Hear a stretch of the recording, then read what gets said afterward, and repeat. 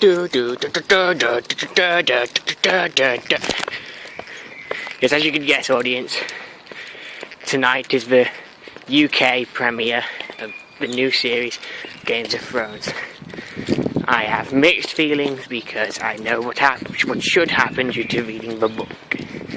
But it'll be exciting to see. Okay, so, as you can guess, that time of week again, where you have to put up listening to me. So, what happened? Well, not a lot. Same as always, apart from this weekend.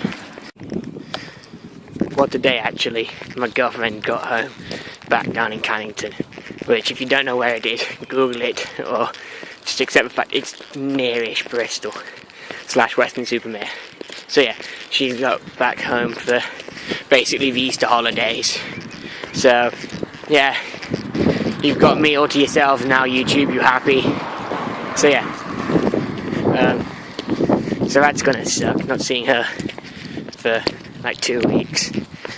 And also, I've been told that all of Monday, the first Monday of the holidays, all of it, we are expected to be in to do an entire day of applied science. That sounds like so much fun, YouTube. I've never imagined doing anything more fun than doing applied science work for an entire day. I don't even need Giving context, I was a kid with crutches. So yeah, and on Wednesday, we're expected to be in from 9 till 12 to do psychology. Now that's more realistic, we only have to be in for 3 hours for that. Whereas an entire day for applied science, I don't know. Let's just say my motivation levels aren't going to be the highest. But yeah, anyways. So yeah, Game of Thrones is coming out as of tonight on Sky Atlantic. So yeah, you heard me say mixed feelings. And that is because I know what happens. To give you a bit of context, Game of Thrones is a series of books written by a bloke called George R.R. Martin, set in a medieval land where pretty much everyone will die. And especially characters that you love die first, and when characters you hate don't die and then seem to progressively make you hate them even more, to the point of it's really satisfying when they die. King Joffrey! And also bad stuff happens to people that at first seem bad but aren't actually that bad. Like Jaime Lannister, he's basically the finest swordsman in the whole of the world at that point.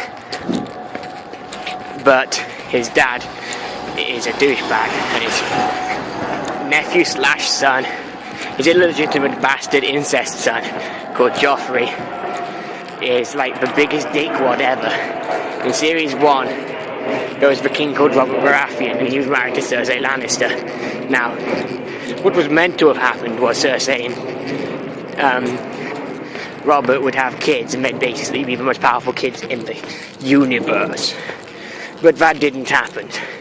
Instead, Robert decided he'd stick it wherever he damn wanted, and had thousands of illegitimate bastard children. And Cersei went and did her twin brother Jaime. Yeah, because that seems like a fair trade-off.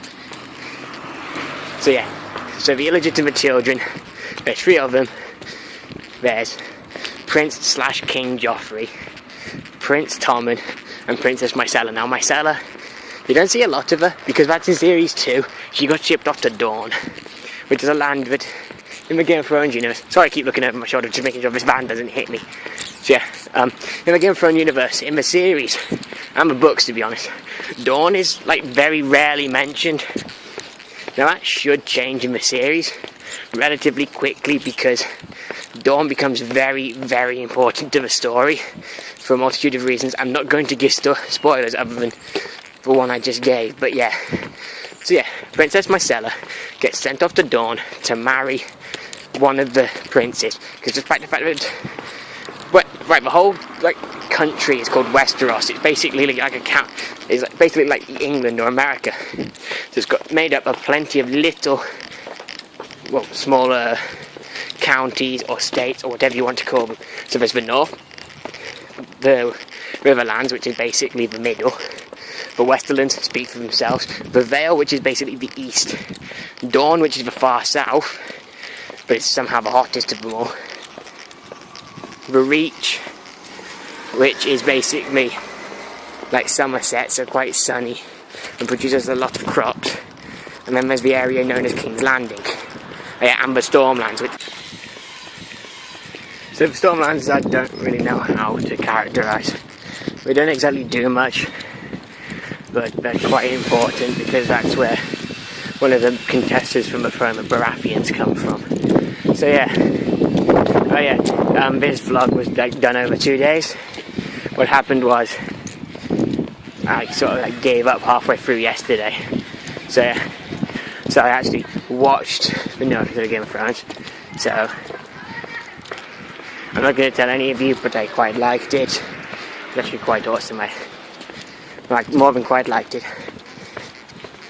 Characters like Prince Oberyn basically lived up to my expectations of being ridiculously awesome and ruthless and cutthroat.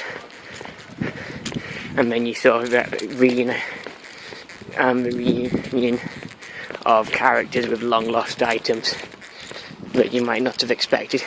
Oh yeah, prior apology, all this squeaking noise, it's actually my laptop bag. I have no idea why it's doing it, but it just did. So my sincerest apologies, YouTube. But yeah, quick note, although I know it's the Easter holidays coming up, that doesn't mean you're going to be getting any special treatment, YouTube. You will still be treated to one video of me, and then maybe 2 game videos. Speaking of game videos, my Skyrim one should be up some point close to the time this one is. All I got to do is actually just finish it off and then give you guys that. So yeah, not long guys till you get to see me play that and just hear me rant about it again. So yeah, peace out YouTube, keep safe, and remember, stay out of the long